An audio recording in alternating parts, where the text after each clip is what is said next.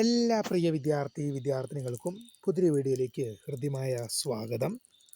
+1 ഏകജാലക പ്രവേശന സംവിധാനം വഴിയുള്ള അലോട്ട്മെൻറ്റ് നടപടിക്രമങ്ങളുമായി HSCAP മുന്നോട്ട്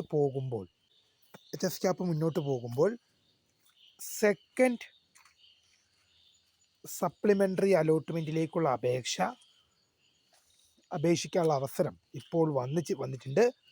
അപ്പോൾ ആർക്കൊക്കെ ഇതിന് അപേക്ഷിക്കാം, എങ്ങനെ അപേക്ഷിക്കാം എന്നിങ്ങനെയുള്ള വിദ്യാർത്ഥികളുടെ മുഴുവൻ സംശയങ്ങൾക്കുമുള്ള മറുപടിയാണ് ഈ ഒരു വീഡിയോയിൽ കൂടെ നിങ്ങളുമായി പങ്കുവെക്കാൻ ആഗ്രഹിക്കുന്നത്.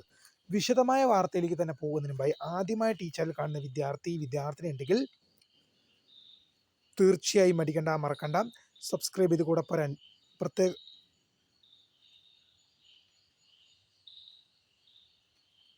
പ്രത്യേകം ശ്രദ്ധിക്കുക. സബ്സ്ക്രൈബ് ചെയ്തതിനൊപ്പം നോട്ടിഫിക്കേഷൻ ബെല്ലിലേക്കുള്ള ഓപ്ഷൻ എനേബിൾ ചെയ്യുക. ചാനൽ വീഡിയോസ് നിങ്ങൾക്ക് ഉപകാരപ്രദമാകുന്നുണ്ടെങ്കിൽ മാത്രം തീർച്ചയായും ഒന്ന് ലൈക്കും കൂടി ചെയ്യുക.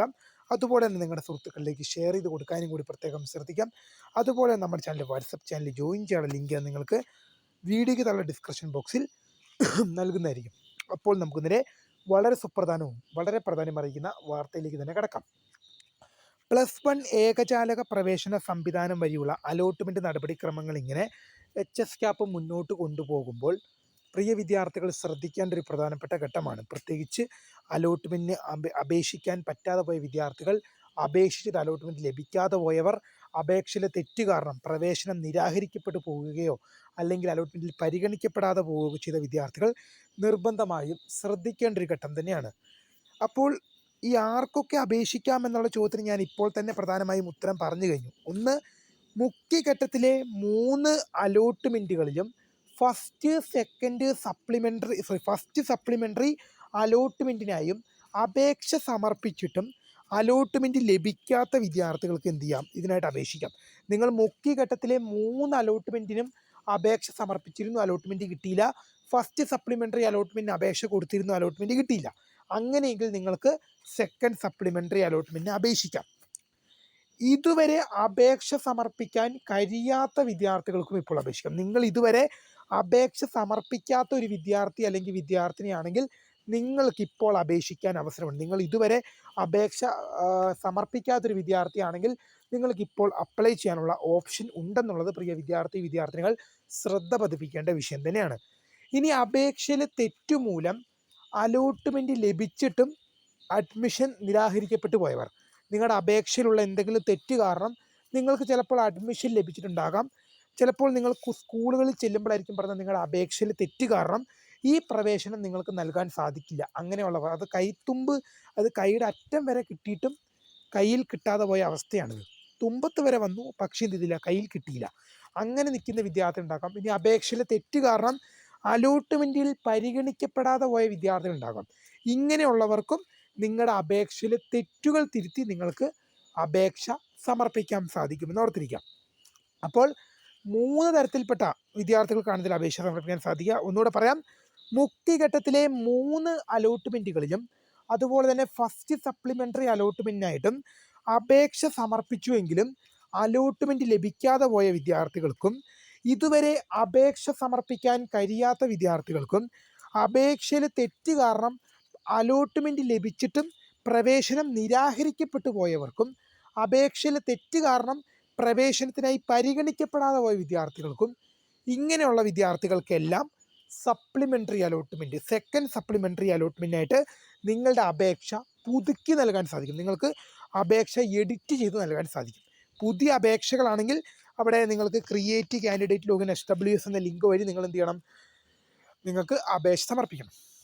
ഇനി എങ്ങനെ അപേക്ഷിക്കാം എന്ന് വെച്ച് കഴിഞ്ഞാൽ hscap.kerala.go.in എന്ന വെബ്സൈറ്റിൽ കയറി കഴിഞ്ഞാൽ അവിടെ നിങ്ങൾക്ക് കാൻഡിഡേറ്റ് ലോഗിൻ SWS എന്നും അതുപോലെ തന്നെ ക്രിയേറ്റ് കാൻഡിഡേറ്റ് ലോഗിൻ SWS എന്നും കാണും. ആദ്യമായിട്ട് അപേക്ഷിക്കുന്നതാണ്, ഇതുവരെ അപേക്ഷ സമർപ്പിക്കാതെ ആദ്യമായിട്ട് അപേക്ഷ കൊടുക്കുന്നവർ ക്രിയേറ്റ് കാൻഡിഡേറ്റ് ലോഗിൻ SWS എന്ന ലിങ്കിൽ കയറി ആപ്ലിക്കേഷൻ നമ്പറും പാസ്വേഡും ക്രിയേറ്റ് ചെയ്യണം. എന്നിട്ട് വേണം കാൻഡിഡേറ്റ് ലോഗിൻ ചെയ്യാൻ. എന്നാൽ നിലവിൽ അപേക്ഷിച്ച ഒരു വിദ്യാർത്ഥിയാണെങ്കിൽ കാൻഡിഡേറ്റ് ലോഗിനിൽ കയറിയിട്ട് നിങ്ങളുടെ അപേക്ഷ റിന്യൂ ചെയ്ത് കൊടുത്താൽ മതി. നിങ്ങളുടെ അപേക്ഷയിൽ ഒരു തെറ്റില്ലെങ്കിൽ പോലും നിങ്ങൾ റിന്യൂ ചെയ്യണം. നിങ്ങളുടെ അപേക്ഷയിൽ ഒരു തെറ്റുമില്ല, പക്ഷെ എന്നാൽ പോലും നിങ്ങൾ റിന്യൂ ചെയ്യണം. പ്രിയ വിദ്യാർത്ഥികളോട് പ്രത്യേകം വിദ്യാഭ്യാസ വകുപ്പ് ആവശ്യപ്പെട്ടിട്ടുണ്ട്. വേക്കൻസി ലിസ്റ്റ് പബ്ലിഷ് ചെയ്തിട്ടുണ്ട്. വേക്കൻസി ലിസ്റ്റ് പ്രകാരമുള്ള സ്കൂളുകളിലേക്കും കോഴ്സുകളിലേക്കും മാത്രമേ അലോട്ട്മെൻറ്റ് നൽകാൻ പാടുള്ളൂ. നിലവിൽ HSCAP പബ്ലിഷ് ചെയ്തിരിക്കുന്ന വേക്കൻസി ലിസ്റ്റുകൾ പരിശോധിക്കുക. ആ വേക്കൻസി ലിസ്റ്റിലുള്ള സ്കൂളുകളിലേക്കും കോഴ്സുകളിലേക്കും മാത്രമേ അപേക്ഷിക്കാൻ സാധിക്കുകയുള്ളെന്ന് ഓർത്തിരിക്കുക. അത് വേക്കൻസി ലിസ്റ്റ് നോക്കിക്കഴിഞ്ഞിട്ട് വേക്കൻസി ലിസ്റ്റ് പ്രകാരമുള്ള സ്കൂളുകളിലേക്കും വേക്കൻസി ലിസ്റ്റ് ഉള്ള കോഴ്സുകളിലേക്കും മാത്രമേ നിങ്ങൾ അപേക്ഷിക്കാൻ പാടുള്ളൂ. അന്നേരം വരുമ്പോൾ ചിലപ്പോൾ നിങ്ങൾ വെച്ച ചില സ്കൂളുകളും വെച്ച ചില കോഴ്സുകളും എടുത്തു കളയേണ്ടി വന്നേക്കാം. ചിലപ്പോൾ നിങ്ങൾ വെക്കാത്ത ചില സ്കൂളുകളും വെക്കാത്ത ചില കോഴ്സുകളും ചിലപ്പോൾ നിങ്ങൾ ആഡ് ചെയ്യേണ്ടി വന്നേക്കാം. അപ്പോൾ നിങ്ങൾ വെറുതെ ആപ്ലിക്കേഷൻ റിന്യൂ ചെയ്യാതെ വേക്കൻസി ലിസ്റ്റ് കൃത്യമായി പരിശോധിക്കുകയും നിങ്ങളുടെ ജില്ലാ വൈസ് ഓരോ സ്കൂളിലെയും ഓരോ കോഴ്സിലെയും വേക്കൻസി ലിസ്റ്റ് നിങ്ങൾക്ക് സെപ്പറേറ്റ് ആയിട്ട് HSCAP കിട്ടും. അത് നിങ്ങൾ നോക്കി നിങ്ങൾക്ക് പോകാൻ ആഗ്രഹിക്കുന്ന സ്കൂളിൽ, പോകാൻ ആഗ്രഹിക്കുന്ന കോഴ്സുകളിൽ വേക്കൻസി ലിസ്റ്റ് നോക്കി കൃത്യമായി നിങ്ങൾ അപേക്ഷ ചെയ്ത് കഴിഞ്ഞാൽ നിങ്ങൾക്ക് അലോട്ട്മെൻറ്റ് കിട്ടാനുള്ള മുൻതൂക്കം അതാണ്.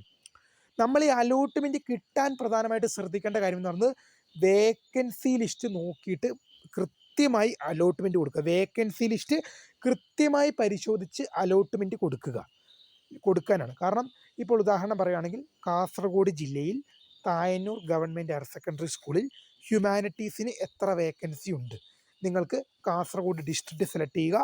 അത് കഴിഞ്ഞ് കാസർഗോഡ് ജില്ലയിലെ മുഴുവൻ സ്കൂളുകളുടെ ലിസ്റ്റും വരും. അതിൽ Thayannur government higher secondary school, ഞാൻ ഉദാഹരണം മാത്രം പറഞ്ഞാണ്. അപ്പം നിങ്ങൾക്ക് അതിൽ ഹ്യൂമാനിറ്റീസിൽ എത്ര വേക്കൻസി ഉണ്ട്, സയൻസിൽ എത്ര വേക്കൻസി ഉണ്ട്, കൊമേഴ്സിൽ എത്ര വേക്കൻസി ഉണ്ട് എന്നിങ്ങനെ എല്ലാം നിങ്ങൾക്ക് സെപ്പറേറ്റ് ആയിട്ട് നിങ്ങൾക്ക് ലഭിക്കും.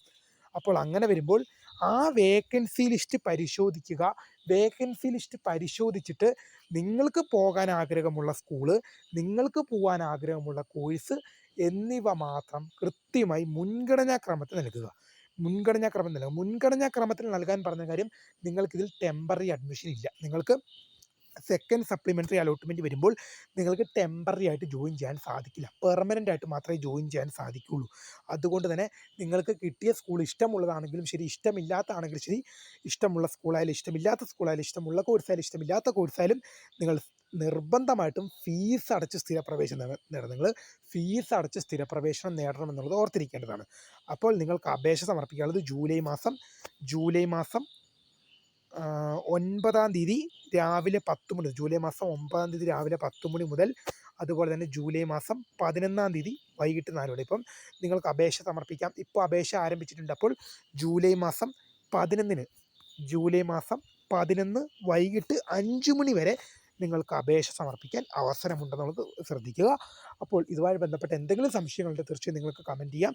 അപ്പോൾ പുതിയ കാണുന്നതിന് my name is subscribe for the career and thanks for watching. By.